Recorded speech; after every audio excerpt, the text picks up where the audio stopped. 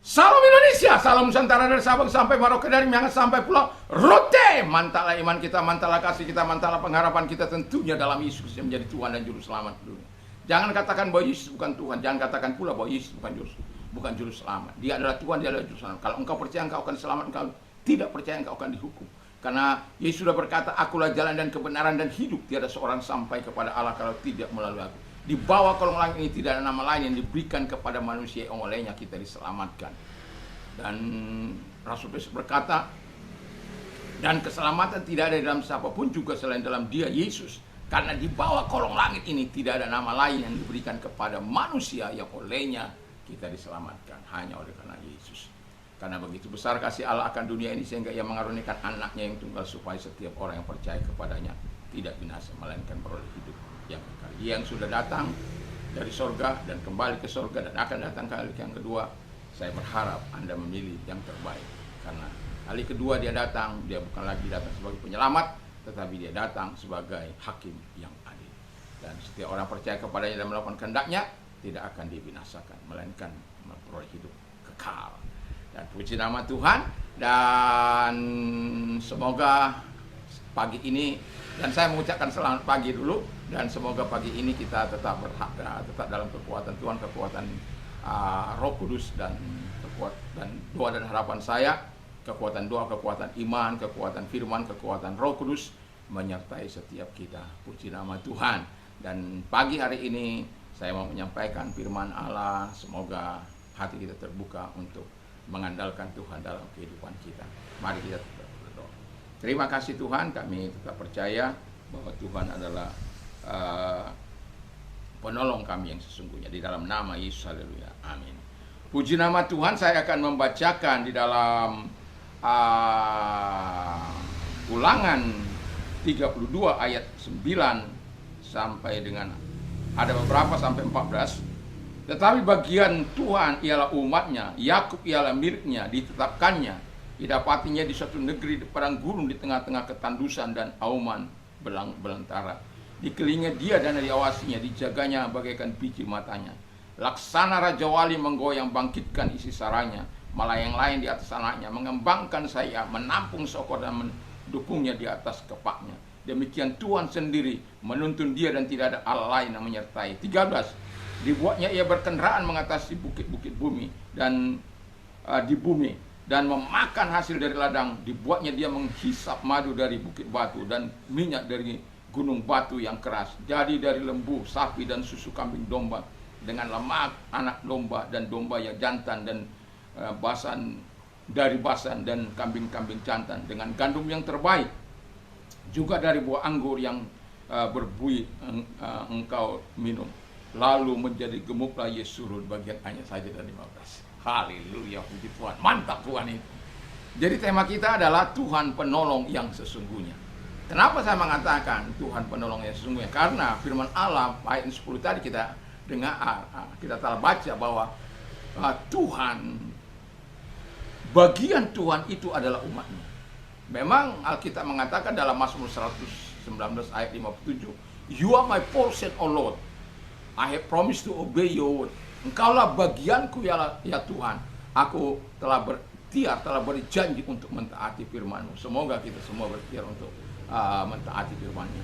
Tetapi ini kata, engkau bagian, umatnya itu menjadi bagian Tuhan. Jadi kalau bagian Tuhan, Dia jagai kita, Dia berkati kita. Bayangkan, ya, Dia memelihara kita seperti biji matanya. Dan nanti ada bagian kedua dalam hal menjaga. Tetapi yang mau saya katakan, kalau kita umat Tuhan, bagian dari Tuhan, saya yakin dan percaya kita tidak akan dibiarkannya berjalan sendiri di padang gurun. Seperti firman Allah katakan, kutemukan dia berjalan sendiri di padang gurun. Tetapi itulah Tuhan, umatnya itu akan dipelihara. Ketika mereka berada di padang gurun, mereka dipelihara dengan tiang api kalau malam hari dan tiang awan kalau siang hari, sehingga tidak ada panas yang membuat mereka menderita, tidak ada dinginnya malam yang membuat mereka kedinginan dan menggigil. Karena Tuhan apa? Umatnya disayang oleh Tuhan. Yang kedua kata firman Allah, Tuhan menjaga umatnya. menjaga umatnya. Pasti kita baca Alkitab tadi, dikatakan dijaganya di padang gurun, ya.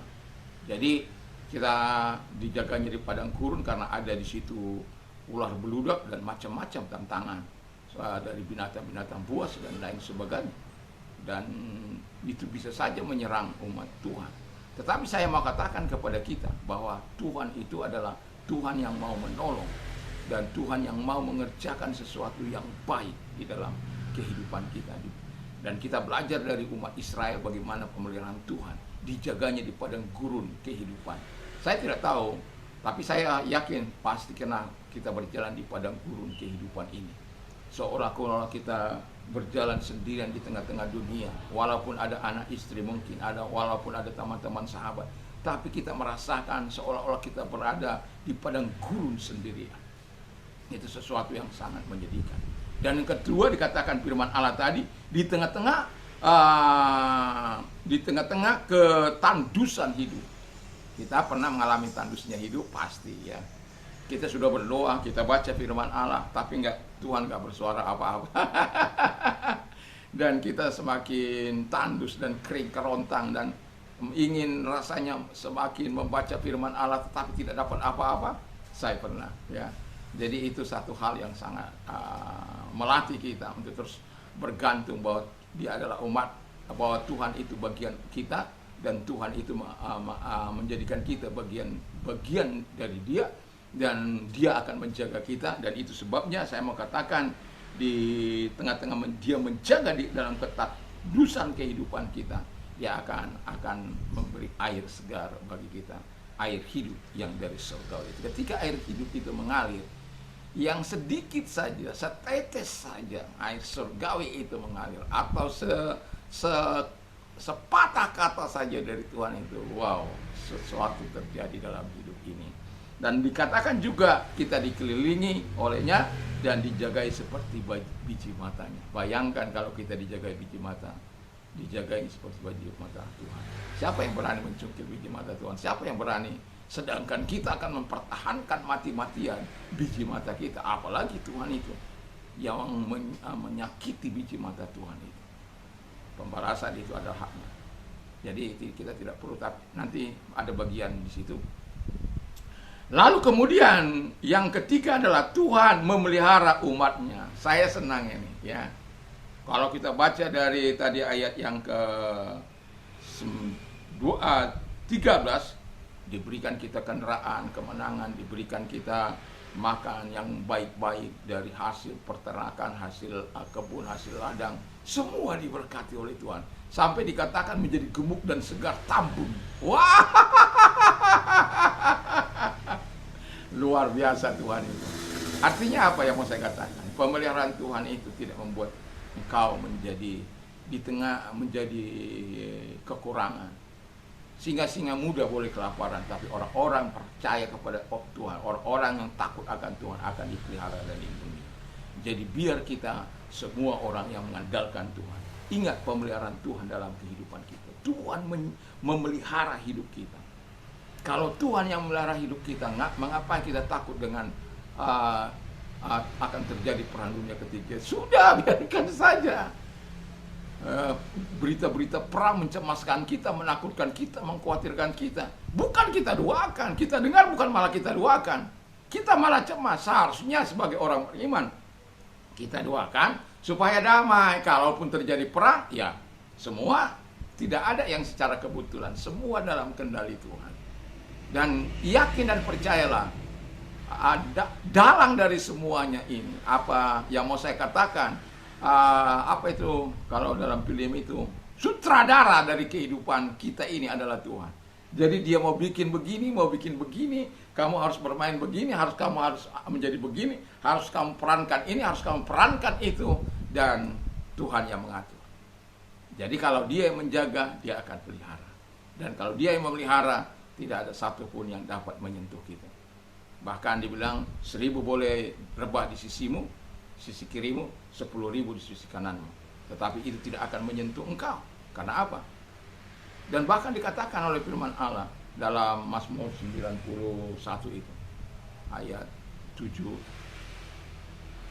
7:8 itu ya. Engkau hanya melihat pembalasan Tuhan bagi orang-orang fasik. Kita tidak tahu, ya. Orang-orang fasik ingin merencanakan hal-hal yang tidak benar bagi umat Tuhan. Kita nggak tahu. Tetapi yang jelas, Israel adalah umat Tuhan. Dan itu sudah pasti. Dan tidak ada orang yang menyangkali bahwa dia adalah umatnya. Terkecuali orang fasik, orang yang tidak percaya kepada Tuhan. Tapi setiap kita yang percaya, kita percaya bahwa dia adalah umat Allah yang menjadi bagian Tuhan, yang dijaga, yang dipelihara. Dan itu pasti. Pemeliharaan Tuhan bagi umatnya itu sudah pasti. Dan bagaimanapun caranya, Tuhan punya kekuatan untuk itu. Dan kita berdoa supaya kita mengerti bahwa kita umatnya, sebagai umatnya kita dikatakan bagian Tuhan ialah umatnya.